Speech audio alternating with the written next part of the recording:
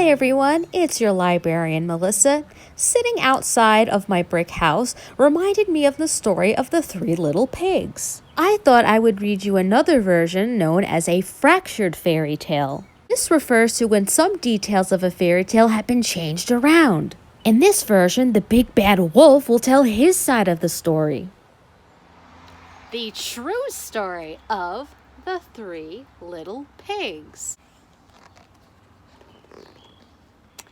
Everybody knows the story of the three little pigs, or at least they think they do. But I'll let you in on a little secret. Nobody knows the real story because nobody has ever heard my side of the story. I'm the wolf, Alexander T. Wolf. You can call me Al. Oh, I've never heard his real name before. Usually he's just the big bad wolf. I don't know how this whole big bad wolf thing got started, but it's all wrong. Maybe it's because of our diet. Hey, it's not my fault wolves eat cute little animals like bunnies, sheep, and pigs. That's just the way we are. If cheeseburgers were cute, folks would probably think you were big and bad too. Have a look at the burger the wolf is eating. It looks like he's been eating a lot of cute little animals before the pigs. I see bunny ears, a nose of an animal, the tail of a mouse or a rat, a claw, another piece of an animal here sticking out. So already I'm a little bit suspicious. But like I was saying, the whole big bad wolf thing is all wrong. The real story is about a sneeze and a cup of sugar. This is the real story.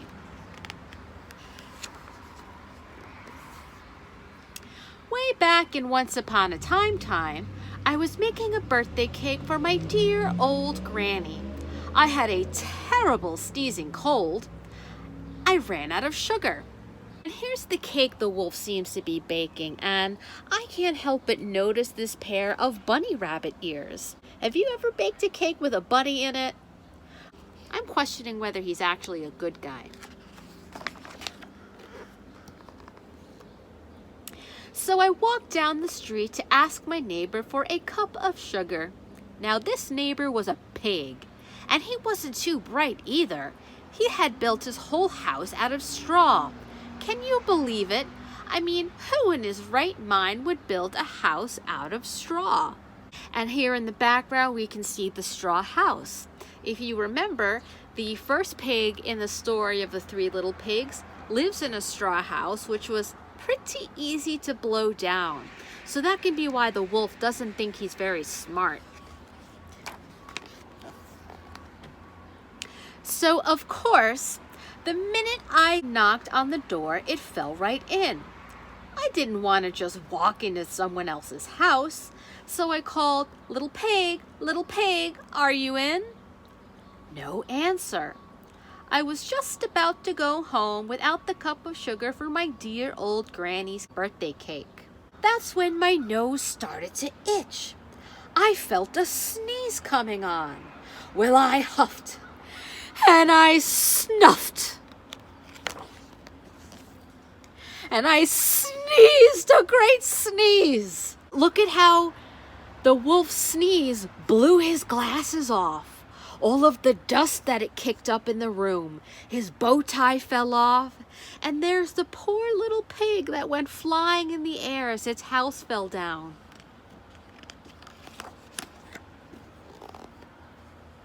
And you know what? The whole darn straw house fell down. And right in the middle of the pile of straw was the first little pig, dead as a doornail. He had been home the whole time. It seemed like a shame to leave a perfectly good ham dinner lying there in the straw, so I ate it up. Think of it as a big cheeseburger just lying there. But do you think a nice wolf would just eat a pig that it killed by accident? He doesn't seem to feel very bad.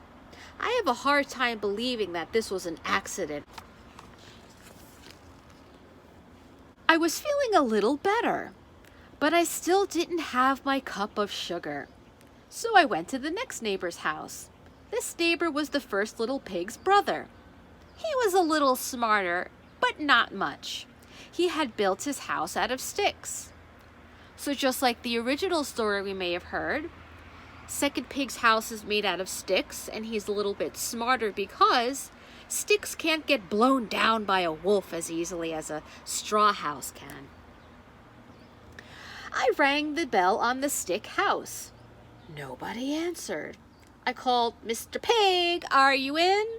He yelled back, "Go away, wolf. You can't come in. I'm shaving the hairs on my chinny chin chin." Uh-oh, that must have made the wolf kind of mad. I had just grabbed the doorknob when I felt another sneeze coming on. I huffed, and I snuffed, and I tried to cover my mouth, but I sneezed a great sneeze. And you're not going to believe it, but this guy's house fell down just like his brother's. When the dust cleared, there was the second little pig, dead as a doornail. Wolf's honor. And when the wolf says wolf's honor, what he's trying to say is, honest, I'm telling the truth. But do you think he's telling the truth after the way he supposedly sneezed and blew the entire house apart? I have a hard time believing this was just the case of a little cold and a sneeze.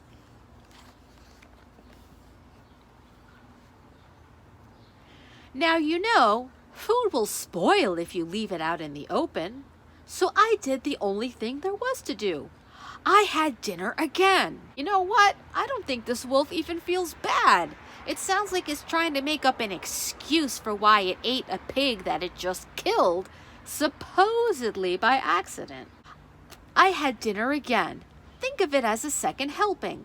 I was getting awfully full, but my cold was feeling a little better, and I still didn't have that cup of sugar for my dear old granny's birthday cake. So I went to the next house. This guy was the first and second little pig's brother. It must have been the brains of the family. He had built his house out of bricks. Now he's the smartest of the three pigs because brick is very sturdy and hard to knock down. I knocked on the brick house. No answer. I called, "Mr. Pig, are you in?" And you know what that rude little porker answered? "Get out of here, wolf. Don't bother me again." Uh-oh, I think that's going to make the wolf very angry. But if he sneezes again, do you think he's going to knock down the brick house? Brick is pretty strong.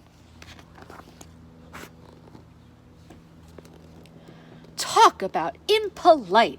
He probably had a whole sack full of sugar, and he wouldn't give me one little cup for my dear sweet old granny's birthday cake. What a pig! I was just about to go home and maybe make a nice birthday card instead of a cake when I felt my cold coming on. I huffed, and I snuffed, and I sneezed once again. Then the third little pig yelled, "And your old granny can sit on a pin!" And there's the pig sticking its head out the window of its brick house, and he doesn't look very happy. And here's the wolf acting like, "Oh, it's just my cold, you see." Now, I'm usually a pretty calm fellow, but when somebody talks about my granny like that, I go a little crazy. When the cops drove up, of course I was trying to break down the pig's door, and the whole time I was huffing and puffing and sneezing and making a real scene. So the wolf's trying to say, "Oh, of course I was angry. It's not that I like to eat pigs and blow their houses down. I was just sick and angry that someone insulted my grandma." Do you believe that? I don't really believe that. And who do we have in the picture here but the police with their police sticks and a news reporter with a microphone, a pen, and a pad to take notes on. So it looks like maybe they're going to report the story and arrest the wolf for being a big bad wolf. Ah, sure enough, Here's the newspaper article they must have written. There's the big bad wolf blowing down the house. The rest, as they say, is history. And by history, he means the story that we've heard before, that he's a big bad wolf that blew down their houses on purpose. But according to the wolf, he says, the news reporters found out about the 2 pigs I had for dinner. They figured a sick guy going to borrow a cup of sugar didn't sound very exciting. So they jazzed up the story with all of that huff and puff and blow your house down. And they made me the big bad wolf. That's it. That's the real story. I was framed. And here on the final page, the wolf asks us, hey, but maybe you could loan me a cup of sugar.